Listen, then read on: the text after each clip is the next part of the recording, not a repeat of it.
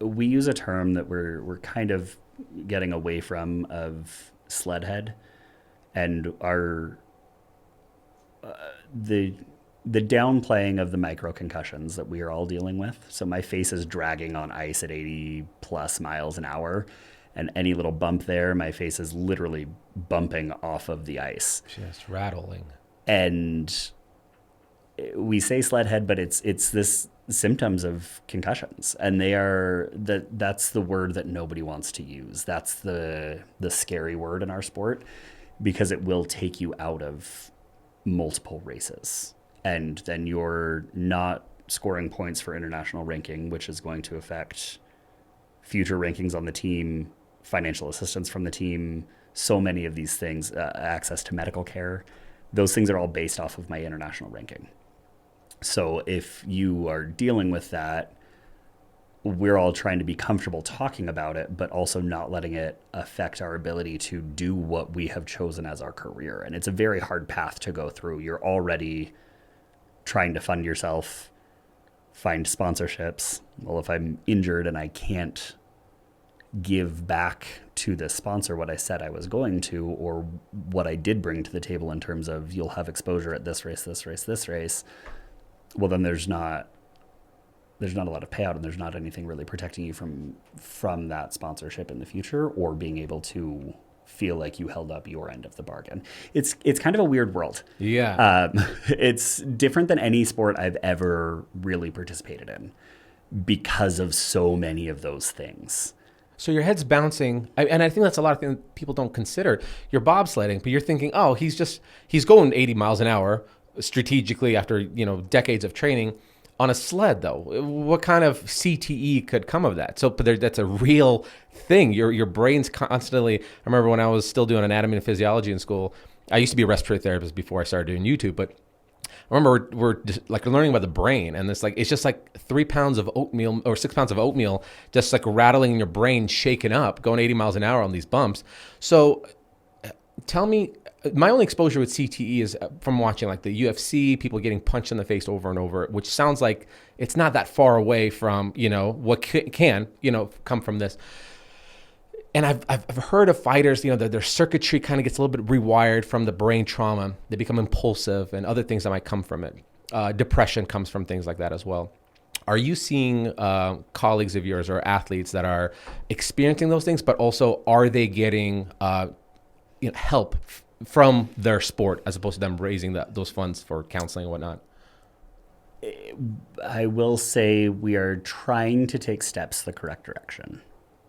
There isn't a perfect answer, and there is still that inherent risk by choosing to participate in the sport that we do.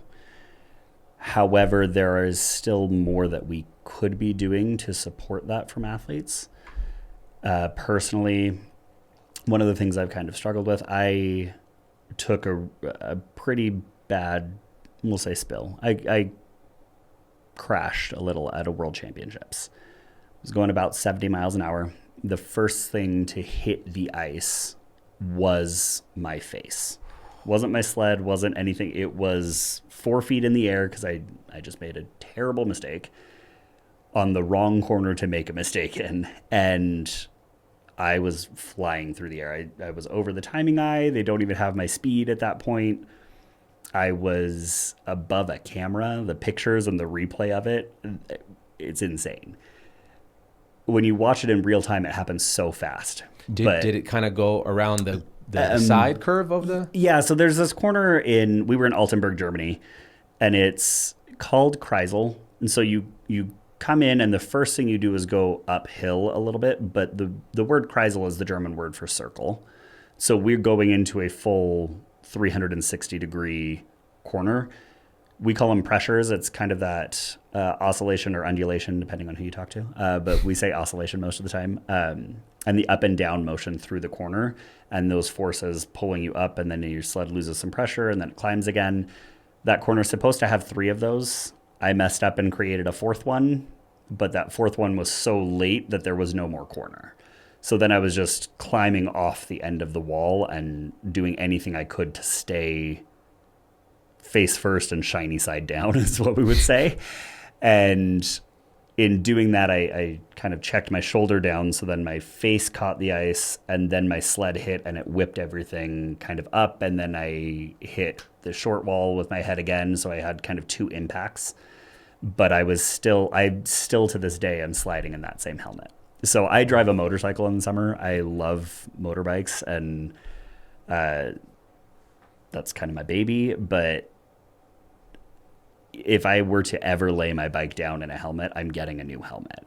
Right. We don't have that luxury. There's only one, two, maybe makers of helmets that are legal for us to race in. So if you don't already have a second one, you like are waiting for one to be formed and molded. And Two makers of this helmet that's being worn by every country that's competing in the sport. Yeah. So I think there was a third one that came out of Czech Republic for a little bit, but there's one company that now is the standard moving forward. I think after next year will be called Suomi. They're out of Italy. And then the standard one comes out of Germany, I believe, but they're called a UVAX. And if you watch a race, all of us that slide skeleton, for the most part, are wearing the same helmet. Jeez. There's some safety standard to them, but how we take that safety standard afterwards is what kind of matters to me. And so one of the things that I've had to face and kind of bring up is they pulled me from racing, but they didn't inspect my equipment to see if that was okay. And we don't have any protocols in place for those things. So then a lot of it relies on the athlete to make their own choice, but we have so many things relying on our athletic performance and our ability to compete that come down to at some point, people are just going to put their hands up and let us make the choice to compete, whether or not we're safe and healthy and in a good headspace. And you can watch it when some people take a big impact and they're trying to keep sliding. They'll be okay for run one. And then run two, they'll be making uncharacteristic mistakes the entire way down the track.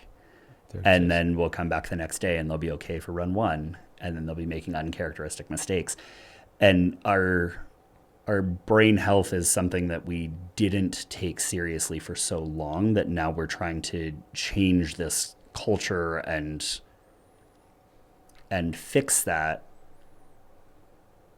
But we don't have all of the resources that we need to be able to do that. We don't have the numbers and the data on it. They're trying to come up with better.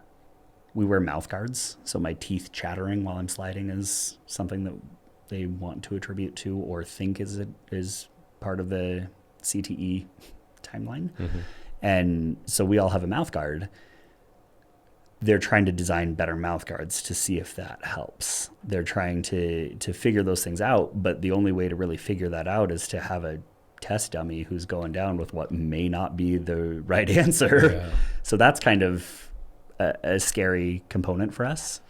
Hey, thanks for watching our Next Door Neighbors podcast. And be sure to capture the full episode anywhere podcasts are streamed and including our YouTube channel, Next Door Neighbors.